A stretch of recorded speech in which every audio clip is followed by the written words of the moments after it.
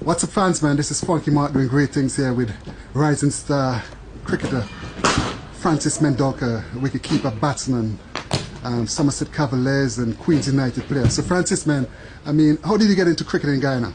Well, you know, obviously playing in the streets, playing in the streets and playing in the backyard, school cricket, obviously, and it was lucky enough. My stepfather, back in the day, introduced me to my uncle Ivor Mendonca, who actually played for West Indies cricket. He actually played two test matches for West Indies, and that pretty much got me involved in playing club cricket in Guyana, playing for GCC at Bordeaux, one of the iconic grounds in Georgetown, Guyana.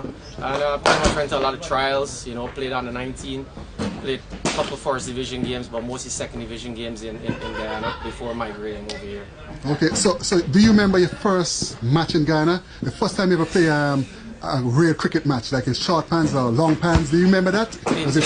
I mean, in terms of what, for club cricket? In any form of cricket, like a... It was pretty much, you know, backyard cricket inside of the yard. You know, you're playing with, you get these little chubby bottles and you fill them up with little bricks. You just pretty much find anything that you could, you know, play cricket in the backyard or play in the yard. You know, you're just always interested in playing cricket.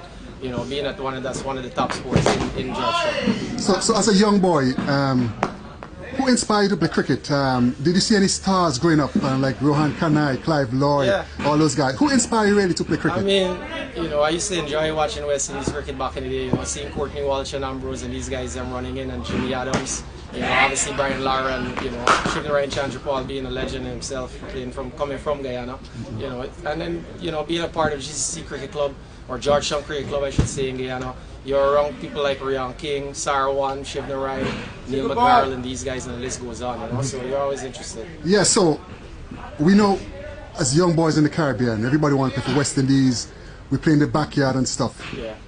Who you used to call yourself after? Because when I was a young boy, I used to call myself Courtney Walsh. Yeah. All right. Who you used to call it? That's actually a good question. Being that time a wicketkeeper, and I got introduced into wicketkeeping because I originally started bowling leg breaks, and a guy named Harold Danrad saw me wicketkeeping one time, and he's the one that actually pushed me to go to trials and stuff like that. And being that I used to watch West Indies cricket, Ridley Jacobs, surprisingly, was one guy I used to enjoy watching wicketkeeper and bat.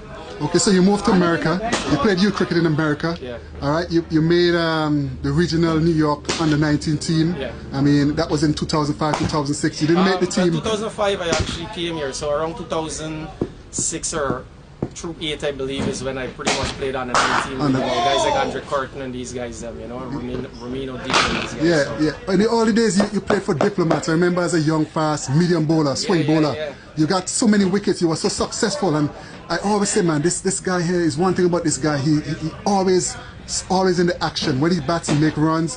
When he bowls, he gets wickets. You know, I mean, you're a very proud guy. I know you work on the game a lot. So when you come to the nets, what you try to work on as a cricketer?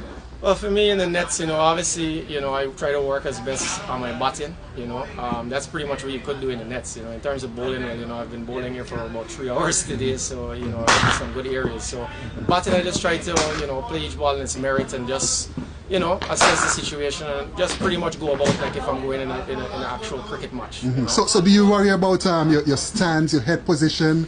I mean, all those things. I mean, do you really worry about those kind of things when you practice? I mean, obviously, I've tried to make certain tweaks here and there throughout my career playing and stuff like that. I've changed certain ways how I've gone about batting with my stance, head position. I try to implement some of those things, you know, watching how these Englishmen them go about their batting and stuff like that with their elbow position and their shoulder leaning down and stuff like that. I try to imitate some things, you know.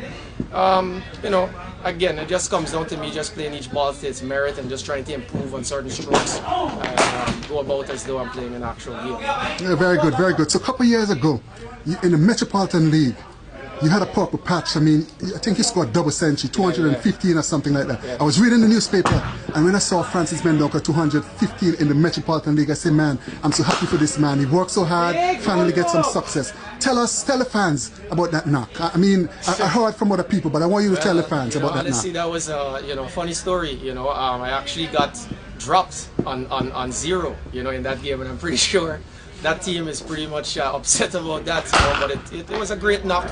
You know, I pretty much was in a zone, or as we say in cricket, you're just in a zone and a different mindset. You know, Basically, you see the every ball you hit, all you of the just- guys yeah. from bowling. I just saw it like a basketball. It was just going all over the place, you know, and it was definitely incredible knock. The guys didn't even tell me I was on 200. They were pretty much just, you know, letting me just do my thing. And yeah, it was an incredible knock. One that I will never forget. You know. Right. It's 209 knocked out. actually. 209. All right, beautiful. So after that century, did you get another century? Did you make another century in Metro League? From that year, I am not too sure. I've gotten quite a few half centuries, but I'm not sure if I gotten century. I know before that season, I got a couple centuries as well. So, Okay. but the last year or so, I don't recall I've had any centuries. I've gotten close. I scored 98 last season actually, and unfortunately, I got out in like last 2 balls to go in the game. Okay, so let's talk about your disappointments. I mean, you played well. I remember a couple years back, and you made the U.S. national squad, Yeah. an 18-man squad or something like that. Yeah. You performed well in trials, and you've been performing very good at a good, very standard. And they never give you a call back. You never get a match. I mean, what's your thoughts on that? You know, obviously I'm disappointed, you know, given I pretty much rate myself as one of the best wicket-keeping batsmen in the country, you know. I pride myself very high on that, you know, my work ethic, how I go about my cricket is very, you know, you could see it for yourself, you know, I go in the gym, I put in the work, you know, obviously this whole COVID pandemic has affected a lot of people.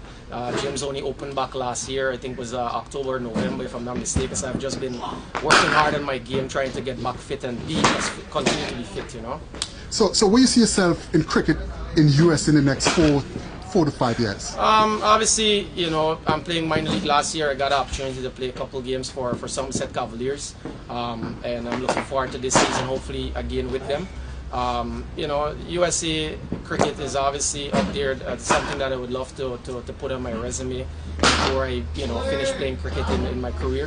But I'm not really stressing. I'm just enjoying my cricket at the moment. I think I'm in a good headspace right now, mentally. I'm just focused and just try to play as much cricket and just enjoy, you know.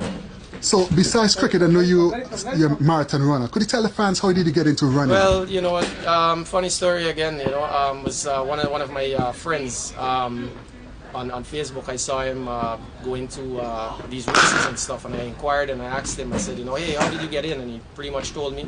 I went about it, and I think it was in 2018, I actually ran my first half marathon. And just since then, I've just been hooked on it. I've done about two marathons. I did New York City Marathon, which I did in like 3 hours, 6 minutes, 21 seconds or something. And only just a mere month or 2 months ago, I did a virtual marathon where I just ran from Queens to Manhattan just to do 26 miles just to test myself, you know. So I think it's been a major part in my cricket, you know, in terms of being mentally focused in my approach to cricket. Yeah, fitness is the key. Yeah. And Francis, man, thanks for talking to Funky Mark here. Hey, no and, problem. All right, and all the best for the future. And Thank you. wish you great success in cricket in a whole. All right? Cheers. Take care. God bless.